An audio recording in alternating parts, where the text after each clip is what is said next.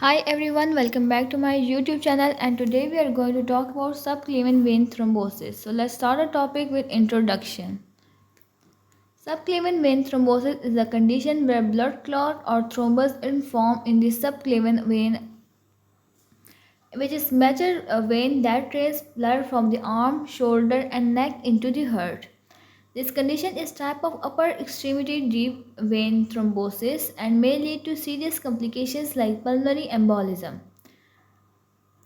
Subclavian vein thrombosis is often associated with catheter use, repetitive arm movements, trauma, or thoracic outlet obstruction. Anatomy of subclavian vein. Subclavian vein is a continuation of axillary vein that begins at the lateral border of first rib.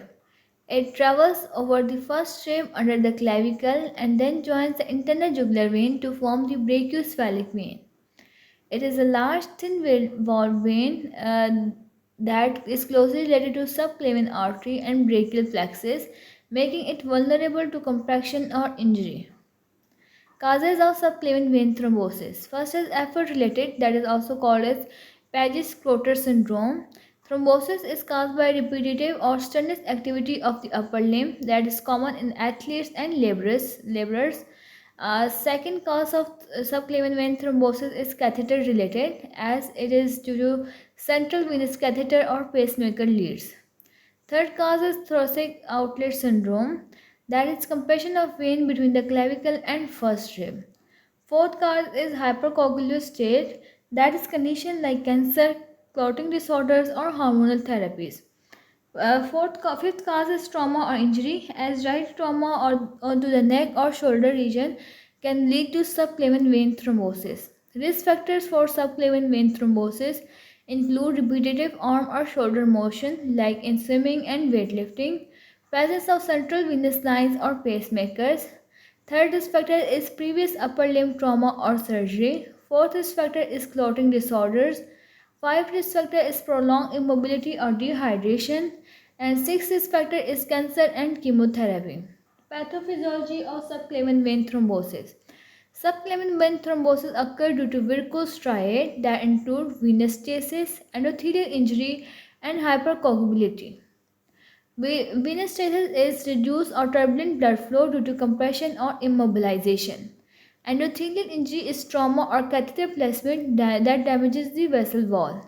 Hypercoagulability is inherited or acquired condition that increase blood clotting tendency. Signs and symptoms of subclavian vein thrombosis. First is swelling of arm, shoulder or neck, and it is due to venous obstruction. Second is pain or discomfort in the affected arm or shoulder. Third sign is skin discoloration that may be bluish or reddish tint over the upper limb. Fourth sign is dilated superficial veins, that is prominent collateral veins on the chest wall. And functional limitation due to reduced arm movement due to pain or swelling. Diagnosis of subclavian vein thrombosis. First we can do is physical examination that include inspection for swallowing, color changes and collateral veins. Second we can do is Doppler ultrasound, that is first line imaging to detect thrombus. Third we can do is venography, that is called as contrast imaging, that is gold standard for diagnosing extent of thrombosis.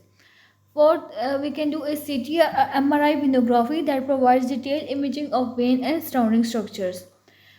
Fifth, diagnostic way is blood test, that is to detect clotting disorders or hypercoagulable states. Complication of subclavian vein thrombosis. First is pulmonary embolism. It can occur when clot dislodges and travels to lung.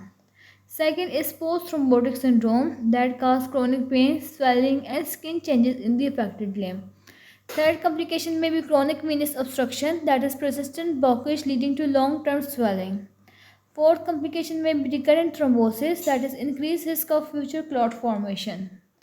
Treatment of subclavian vein thrombosis. First we can do is anticoagulation, that is mainstay of treatment, and that include medications like heparin, warfarin or direct oral anticoagulants.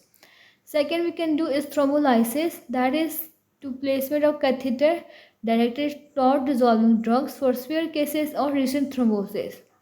Third, we can do is mechanical thrombectomy, that is device-based removal of clot in the extensive occlusions. Fourth, we can do is surgical decompression, that is for thoracic outlet syndrome and involve removal of first strip or correction of compression. Fifth is catheter or device removal, that is if thrombosis is catheter related, the device must be removed. May be removed, sorry. Sixth thing we can do is supportive measures that include elevation of name, compression sleeves, and physical therapy. Prevention of subclavian vein thrombosis. It can be prevented by avoiding prolonged immobility, by use of prophylactic anticoagulation in high-risk patients like with central lines, or by the proper positioning of central venous catheter. It can be prevented by regular physical activity and hydration, and also by early detection of thoracic outlet syndrome. Prognosis of subclavian vein thrombosis. With early treatment, most patients recover well, though there is a risk of recurrence and chronic venous obstruction. Untreated subclavian vein thrombosis can lead to life-threatening pulmonary embolism. Conclusion of this lecture video. Subclavian vein thrombosis is a serious vascular condition that is often linked to repetitive arm activity, thoracic outlet compression, or central venous devices.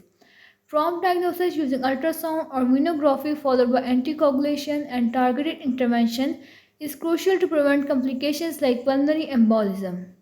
Awareness of risk factors, anatomical relations, and preventive strategies is essential for both clinicians and patients. And this was all about subclavian vein thrombosis. Hopefully you liked the video. If you do, don't forget to like, share, subscribe, and comment. Thank you for watching.